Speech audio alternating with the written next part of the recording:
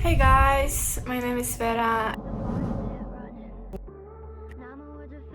With the world who would win military army comparison.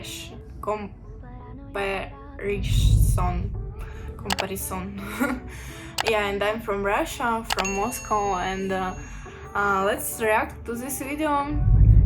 A superpower is defined as a state with the ability to exert influence or project power on a global scale, and if needed, in more than one region of the globe at a time. The United States, currently the world's sole superpower, fits this description, with an official military doctrine that states its military forces must be ready and capable to fight two major theater wars simultaneously, a capability no other nation on Earth can even approach. But what would happen if the United States found itself in a war against the entire rest of the world? How would that war potentially play out? The rules of this war game will be as follows. No nuclear weapons allowed, and war will be simulated to have broken out after weeks of preamble. As in a surprise attack, the United States with its forces spread around the world would likely lose its non-homeland forces entirely, but not before delivering crippling blows to most of the world's major powers and knocking them out of the conflict early.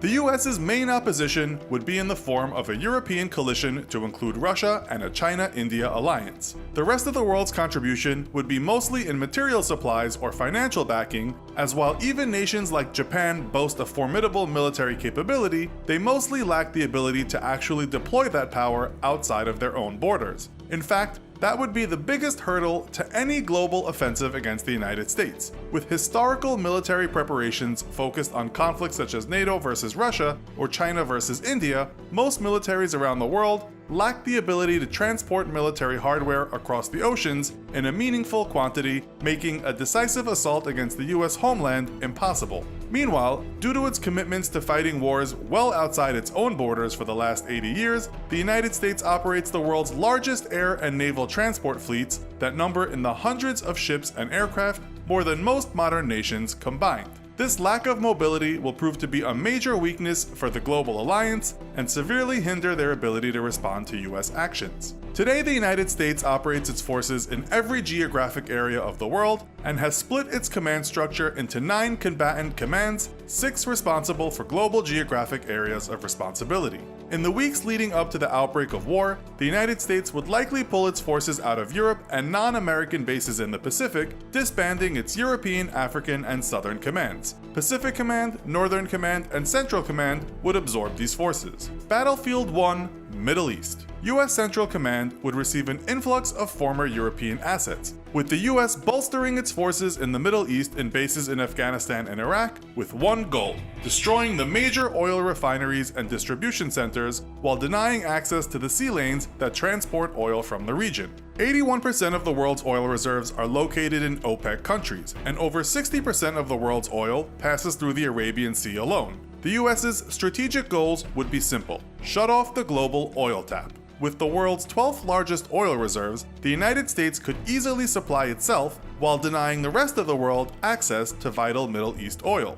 Europe, which would represent the United States' most formidable adversary, relies on Middle East oil for 40 to 50% of its total annual use, meaning an American stranglehold on the region would cripple any European war effort as reserves run out and their economies begin to collapse. China would face a similar problem, as 50% of its total oil imports all come from the Middle East, making the region the first front in our war. At the outbreak of war, the United States would first strike at oil production and distribution facilities across the Middle East via carrier-based strike aircraft backed up by former European theater aircraft, now based off American bases in Iraq and Afghanistan. With the world's largest air tanker fleet and flanking the all-important Persian Gulf from both Iraq and Afghanistan, American aircraft could penetrate deep into Middle East territory with impunity, striking at targets from the Straits of Hormuz all the way to the Suez Canal itself. Though regional forces would be able to offer some initial resistance, most operate outdated Soviet-era or non-modern American-built aircraft, with the exception of current US allies such as Saudi Arabia, who would be able to field modern variant F-15s,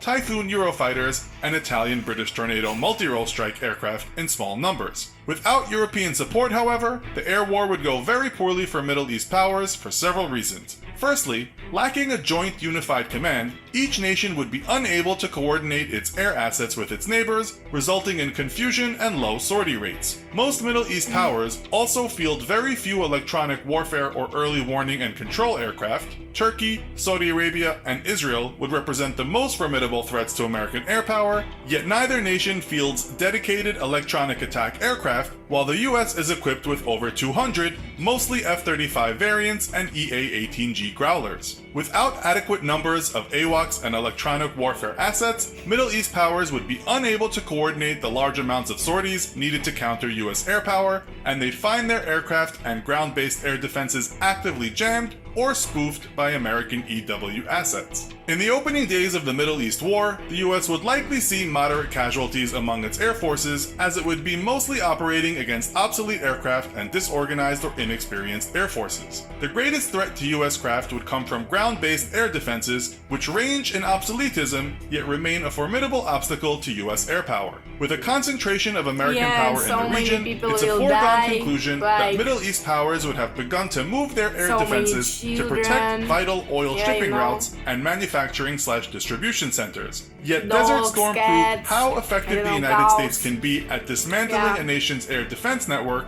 and most nations in the region have invested little into modernizing their defense infrastructures in the years since. The US would suffer most of its losses to its fourth-generation aircraft, such as its F-15, F-16, and F-18s, while its fifth-generation F-35s and F-22s would prove much more difficult to contend with an inventory of 385 active F-35s, over 1,800 more on order, and 197 F-22s. The US retains the only operational fifth-generation air fleets, with current allies fielding a token force of F-35s purchased from America, and the Russians and Chinese still not fielding combat-ready fifth-generation aircraft. Despite its technological and operational superiority, however, sheer numbers would present a threat to American forces. So instead of seizing key oil production or distribution facilities, the US would instead focus its efforts on keeping those facilities and trade route choke points shut down while defending against attacks on its air bases. A single sunk supertanker could block the Suez Canal for weeks, shutting down one of the most important oil trade routes in the world, while constant harassment by American air power would make the Straits of Hormuz impassable.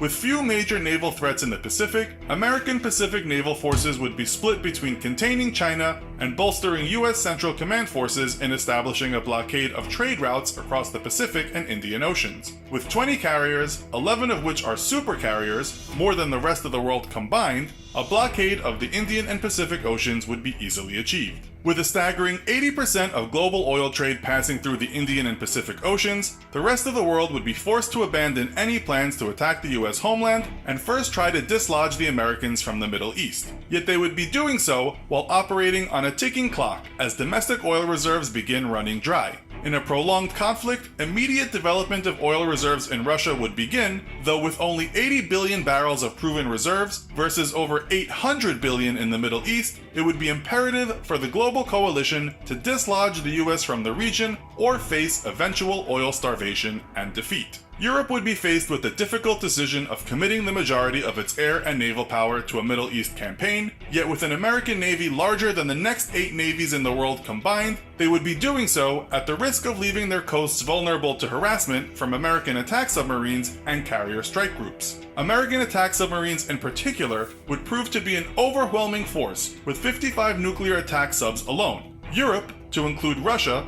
fields nearly 100 submarines, yet only about a third of those are nuclear-powered and range from 10 to 25 years behind US subs in tech. Lacking in major transport capabilities and the ability to adequately protect either their sea lanes or any attempts to move troops by sea, the global coalition would be extremely hard-pressed to dislodge the US from the Middle East. While an eventual overwhelming of US ground forces would be possible, it would take weeks of buildup and slow moving of forces via ground routes to avoid American submarines. Victory in the Middle East would be possible for the global coalition, but would only come at great expense of dwindling oil reserves, and any attempts to reopen the Middle East trade routes would certainly fail, as the US would concentrate its nuclear attack subs and carrier battle groups in the region. The coalition would be forced to rely on existing land-based pipelines, though these would not be enough to sustain the world economy, and the United States would certainly commit its stealthy B-2 bombers to the destruction of these pipelines and any attempts at building new ones. In short, a land victory would be probable for the global coalition, but without the ability to challenge the US Navy, global trade routes would be permanently shut down, effectively crippling the economies of coalition nations and the war effort. Battlefield 2, West Pacific. The West Pacific and South China Sea is the most economically important waterway in the world, with a full one-third of all global trade passing through the area, or about $5.3 trillion.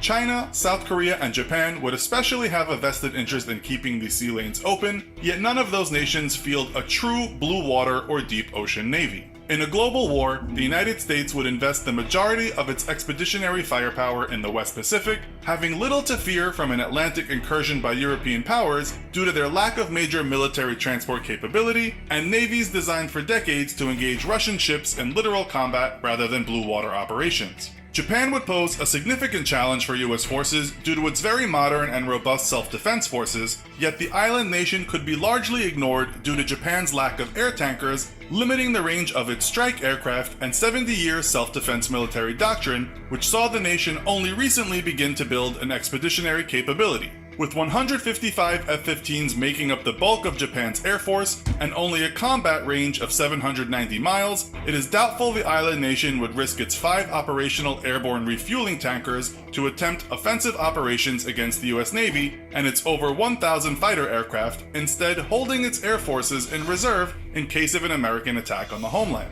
The US's first goal in the region would be to cut off all trade routes passing through the South China Sea. China would represent the US's biggest global adversary, yet like every other global power, to include Russia, it too lacks the navy and the transport capability to actually threaten the US homeland.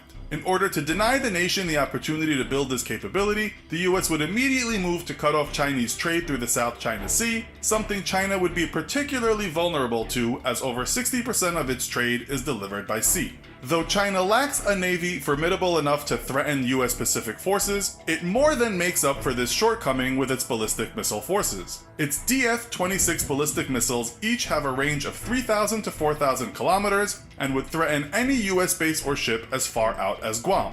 At the outbreak of war, China would immediately launch a withering missile strike against American facilities on Guam. While Guam would be defended by THAAD, or Terminal High Altitude Area Defense Anti-Missile Systems, Aegis-equipped destroyers, and Patriot missile batteries, China would rely on heavy saturation strikes and overwhelm American missile defense systems, decimating the majority of American ground targets on the small island and rendering it inoperative as a military forward staging area for weeks. This would force America to rely on its naval assets in the region, which would be the secondary targets of China's opening barrage. Though long touted as carrier killers, China's DF-26 and DF-21 ballistic missiles each rely on a very long and complex kill chain, or chain of military assets required to recon a target, track it, and guide a missile to it. In order to accomplish this, China operates 30 Yaogan tracking and reconnaissance satellites grouped into constellations that, working together, would provide China 16 opportunities per 24-hour period to accurately target a US Navy vessel to within 10 kilometers anywhere in the Pacific. The US would certainly seek to counter this capability with deployment of its anti-satellite weapon systems, of which it remains extremely secretive about. It is impossible to infer just how effective US anti-sat weapons truly are due to a lack of information, but it is known that in the early 2000s, the US Air Force successfully tested a deployment of mini-sats designed to kill or hijack enemy satellites, and in 2008, the US successfully targeted and destroyed a defunct satellite with an SM-3 missile launched from the USS Lake Erie in the Pacific. With every US destroyer and cruiser able to carry the SM-3, this could potentially pose a serious threat to Chinese space assets and degrade the capabilities of their ballistic missile forces. In a push into the Pacific, however, the US would still suffer heavy casualties among its fleet due to Chinese long-range missile strikes. It's probable then that while it works to destroy Chinese space assets from afar, America would instead send its nuclear attack submarine fleet to blockade Chinese waters. China operates about 60 submarines. Yet for years, those subs did not go on patrols or even leave port as they were often sidelined by maintenance issues. Only as recently as 2011 did Chinese subs actually begin to leave port,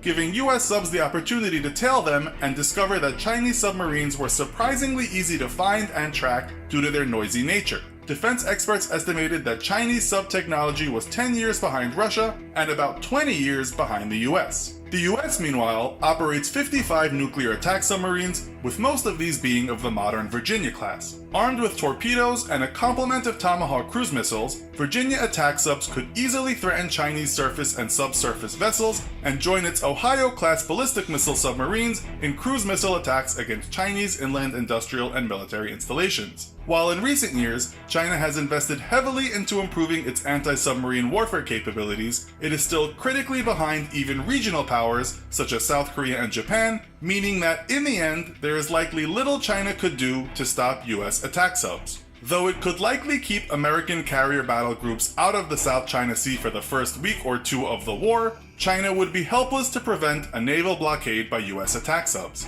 India, also reliant on South Pacific trade routes, would certainly dispatch its naval forces to attempt to break a US blockade, but would face the same issues in challenging US subs that China would. Having only 15 active submarines, and also lacking in modern anti-submarine warfare capabilities, the Indian Navy would quickly find itself overpowered by American attack subs. Employing a combination of its submarine and anti-satellite assets, the US would likely break through the Chinese ballistic missile shield within 30 days and enact a complete blockade of the South Pacific, strangling regional powers economically. With a blockade of Middle East oil exports, the global war would then become a war of attrition, with the US starving out the world's major powers while able to sustain itself off its own domestic oil reserves. Having little to fear from a European transatlantic offensive due to Europe's lack of major military transport capabilities, American forces would be free to initiate ground offensives against Canada and Venezuela in order to seize its oil reserves as well.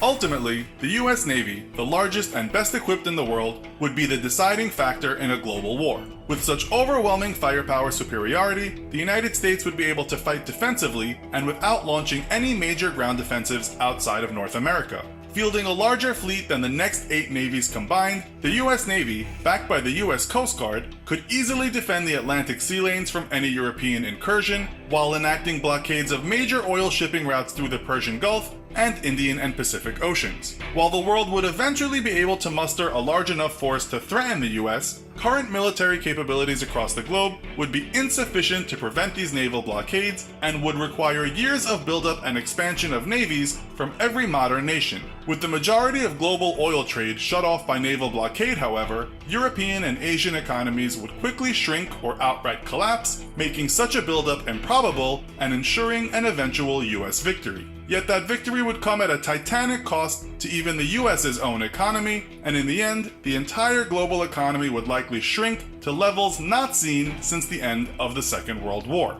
So, how do you think this scenario would have played out? Let us know your thoughts in the comments. Okay, I say true. I don't like videos like this because I don't want to think about war, about global war.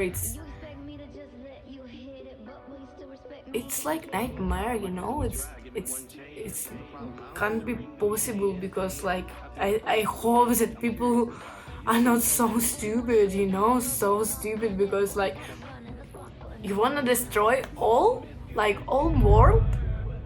It's like we made it like many thousand years and now you just wanna destroy it because I don't know, you don't like this president and you don't like this politic and that's it. Like it's so stupid. Do you agree? Yes, it's, I don't know. And I hope that the people who watch this video like understand that yes, it's so scary. No, we don't wanna do this. And yes.